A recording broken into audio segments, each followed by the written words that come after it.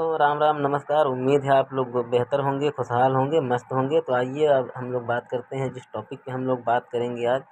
वो टॉपिक है हिंदू मुस्लिम टॉपिक, क्योंकि इस बारे में कोई बात नहीं करता और कोई बात करना भी नहीं चाहता। खैर, उनकी अपनी ओपिनियन है, कौन क्या बात करना चाहता है, कौन क्या बात नहीं करना चाहता है।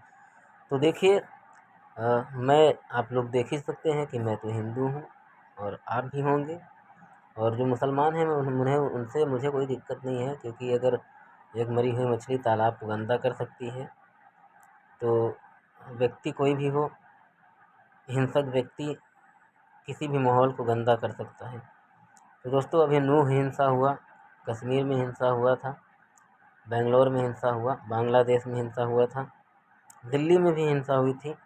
लेकिन मेरे हिंदू भाइयों ने किसी पर कोई हाथ नहीं उठाया, किसी को हिंदुओं की तरफ से प्रताड़ित नहीं किया गया। हिंदू मुस्लिम सिख ईसाई आपस में हम भाई भाई, और भाईचारा तो निभाना ही पड़ेगा। जैसे सुधांशु जी ने पहले ही बोला है कि वो भाई हैं हमारे और हम उनका चारा हैं। इसमें कोई संदेह, कोई शक नहीं है। लेकिन हर किसी मूर्ख को समझाना मेरे बस की बात नहीं है, क्योंकि मूर्खों की कमी इस दुनिया में है नहीं। आप मुझे ही समझ सकते हैं मूर्ख, लेकिन मैं तो हूँ ही, मैं खुद को मानता हूँ आई एम बिग मूर्ख। तो जैसे कि ये समझिए, मुझे आप लोग सड़क छाप कुत्ता समझिए। ना मैं कुछ करता हूँ, ना मैं कमाता हूँ, सिर्फ पूरा दिन बैठा रहता हूँ, इधर उधर टहलता हूँ। तो आप समझ सकते हैं कि मैं सड़क छाप कुत्ते की तरह हूँ। और आप लोगों का जीवन भी कुछ कम नहीं है मुझसे।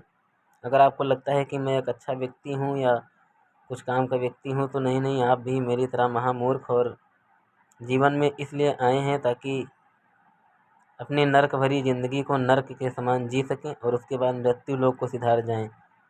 तो इसी तरह अपनी भी ज़िंदगी है। अगर कभी बदलाव आया तो मैं सभी भूखे नंगे लोगों को रोटी खिलाऊंगा और गीता प्रेस नाम से एक दुकान खोलूंगा, जिस पे सिर्फ गीता की किताबें होंगी।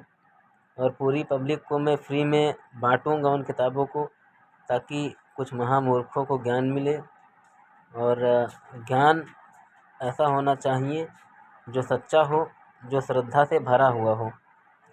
ढोंग और ऐसा ज्ञान नहीं चाहिए कि आप पूजा करके भी भगवान को नहीं पहचान पाए और इंसानियत देखकर भी इंसान को नहीं पहचान पाए। दोस्तों, मैं पहले ही आपसे बोल चुका हूँ कि टॉपिक है ये कि आज तक आतंकवादी कभी हिंदू नहीं हुआ। बहुत भाई लोग बोलते हैं कि भाई गोडसे ने, जैसे कि कांग्रेस की तरफ से हमेशा बोला जाता है, और भी बहुत सारे लोग बोलते हैं कि भाई हिंदू में, आप ओवैसी को देखे होंगे, वो जो मुझसे भी बड़ी बड़ी दाढ़ी रखे हुए, एकदम बकरे जैसी शक्ल है उसकी, असरुद्दीन ओवैसी नाम है। बहुत ही नामी जानवर है, पालतू। खैर, तो उसके बारे में भी आप जानते होंगे। यही है कि मैं आपको समझा रहा हूँ, समझना आपके मन की बात है, ना समझना। आजकल की लड़कियों की हालत ऐसी है कि हिंदू इतने स्मार्ट एक से एक लड़के हैं, अगर उन्हें अपनी चाहत ही, मोहब्बत, दिल का सुकून है, एतबार, मोहब्बत, दिल का करार है, इंतज़ार, यही सब अगर पूरी करनी है, तो ये सब करने के लिए बहुत सारी हिंदू लड़के हैं और स्मार्ट खूबसूरत भी हैं। लेकिन आजकल हिंदू लड़कियां मुसलमान लड़कों के साथ ज़्यादा प्रेम संबंध बढ़ा रही हैं, क्योंकि उनको मृत्यु के लोक में खुद ही दौड़ कर जाना है। अरे भाई, इतना ही जाने का शौक़ है अगर, तो मैं आपसे पूछना चाहता हूँ, फिर अपने इस शरीर को आपको पहले ही त्याग देना चाहिए, इस खूबसूरती को त्याग देना चाहिए, अपने परिचय को त्याग देना चाहिए, और फिर किसी मुस्लिम व्यक्ति के पास जाना चाहिए, चाहे वो लड़का हो चाहे वो लड़की हो। एक व्यक्ति थे जो बहुत ही महान व्यक्ति थे, आप लोगों की तो हैसियत ही नहीं है कि उनकी बराबरी करें, किसी की हैसियत नहीं है। हरि सिंह नलवा को आप लोग जानते होंगे। ये वही बहादुर थे जिन्होंने मुस्लिमों को सलवार कुर्ता पहनने के लिए मजबूर कर दिया था, और आज भी वो चलन सलवार कुर्ते का जो है, वो हमारे श्री हरि सिंह नलवा जी की देन है। और आप उन सलवार कुर्ता वालों से प्रेम की बातें करते हो, उनसे प्रेम करते हो, जो खुद ही सलवार कुर्ता पहनते हैं, आपको लगता होगा कि मांस मुर्गा का प्रयोग करते हैं, उनके शरीर में बहुत गर्मी होती होगी। मैंने बहुत सारे बालकों से सुना है। कुछ नालायक बालक कहते हैं कि कुछ लड़कियां भी कहती हैं इन लोगों के शरीर में बहुत वो होता है, बहुत एनर्जी होती है, क्योंकि वो लोग मांस का प्रयोग करते हैं, इसलिए ऐसा होता है, वैसा होता है, लड़कियां आकर्षित होती हैं उनके प्रति। लेकिन ऐसा कुछ भी नहीं है। मैंने कहा नहीं कि मानसिक संतुलन जब इंसान का ठीक नहीं होता है तो इंसान किसी भी प्रकार की हरकतें कर सकता है।